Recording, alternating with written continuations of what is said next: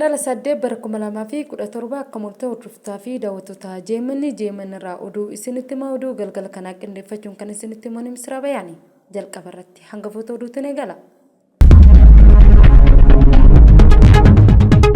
Yaa'iin hooggantoota gamtaa Afrikaa geggeeffamuu eegale. Naannoo Amaaraatti sababa yaaddoo nageenyaaf ji'oota 6 keessatti abbootii seeraa 89 hojii gadhiisanii jiru.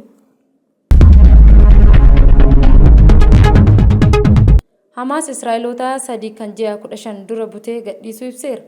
Egaa hordoftaa fi daawwattoota keenya kunneen hangafoota oduutti amma bal'ina oduu keenya isinitti hima. Yaa'iin 38ffaa hooggantoota gamtaa Afrikaa magaalaa Finfinneetti geggeeffamuu eegale. Yaa'iin kun mata dureen hanqina kiisii Afrikaanotaa fi sanyii Afrikaanotaa jedhu irratti xiyyeeffatee taa'amaa jira. Yaa'iin kun ajandaawwan walgahii idilee mana maree hojii raawwachiistuu gamtaa Afrikaa 46ffaa guraandhala 5 fi 6 adeemsifamu dhiyaate irrattis ni mari'ata. Yaa'icha irratti dureewwan biyyoota Afrikaa garaagaraa barreessaa olaanaa mootummoota gamtoomanii Antooniyoo Guutaree dabalatee hooggantoonni olaanoo dhaabbilee idil addunyaa garaagaraas argamanii jiru. Yaa'icha irratti ajandaaleen ardichaa garaagaraatti mari'achuunis murtoowwan ni darbas jedhamee eegama. Naannoo Amaaraatti ji'oota 6 darban keessatti sababa yaaddoo nageenyaa fi hanqina mindaa irraa kan ka'e abbootiin seeraa 89 hojii gadhiisuu fi dhaddacha ramaddii manneen murtii naannawaa 28 sababa walitti bu'iinsa tajaajila dhabuu isaanii manni murtii waliigala naannichaa beeksise. Pireezidaantii mana murtichaa Obbo Alamantee Aggidaw gabaasa ji'oota 6 darban mana maree naannichaaf wayitaa dhiyeessanitti naannicha keessatti nageenya dhabamuun sirna haqaa irratti gufuu ta'uu isaas ibsaniiru. Dabalataanis waldhabdeen naannicha keessatti adeemsifamaa jiru manneen murtii sadarkaan jiran 221 keessaa dhaddacha ramaddii manneen murtii aanaa 28 tajaajila kennaa akka hin jirre dubbachuu isaanii raadiyoon Shaggar gabaaseera. Kunis mirga lammiileen haqa argachuufis qaban irratti dhiibbaa hamaa kan geessu ta'uu pireezidaantii ibsaniiru. Waldhabdeen uumame manneen murtii tokko miidhaa cimaa irraan ga'us abbootiin seeraa fi hooggantoonni manneen murtii hojii alaa ta'uu himaniiru.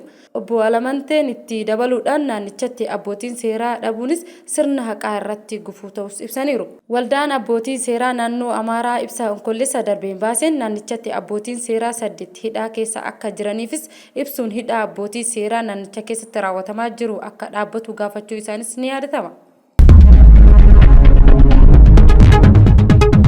Boordiin filannoo galmee abuut haqamuu akka danda'u akeekkachiisa kenne hordofee paartichi deebii guraandhala 7 bara 2017 akka lakkoofsa Itoophiyaatti kenneen beekamtiin haqamuu baattus jalqabumaa kun hin turre waan ta'eef hiika seeraa hin qabu jechuunis ibseera. Boordichi gama biraatiin abuut ji'a 3 sosochii dhorkuu yeroo kana keessatti gara adeemsa isaatti yoo hin deebine akka guutuutti haqamu akeekkachiiseera.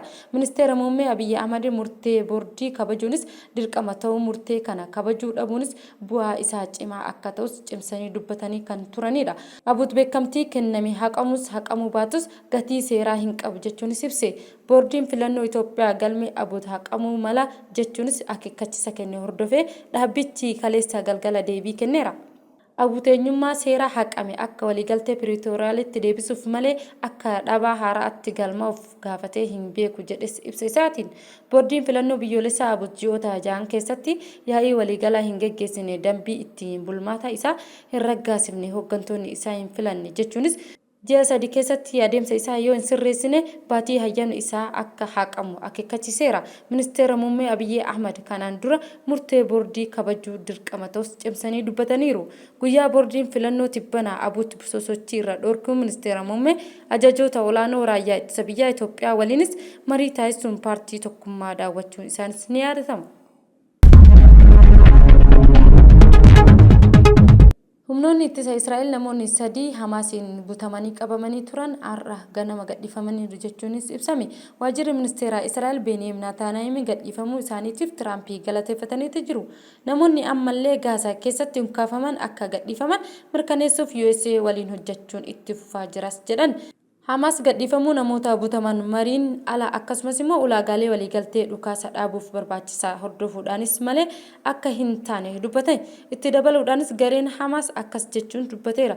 Wanti nuti addunyaa guututti himnu yoo jiraate nuti yoo gara Yerusaalem ta'e malee godaansi hin jiru jechuunis yaada pirezidaantii Ameerikaa Doonaald Tiraamp uummata Gaazaa guutuuf biyyoota ollatti buqqisuufis dhiyeesseefis deebii kennaniiti jiru. Egaa hordoftoota fi daawwattoota GMN irraa oduu galgala kanaaf qindeeffannee asumarratti goolabna. Oduu waliin kan isin faana ture ani Misraa Bayaanii qophii nafaan GMN irraa itti fufu gama kootiin nagaatti.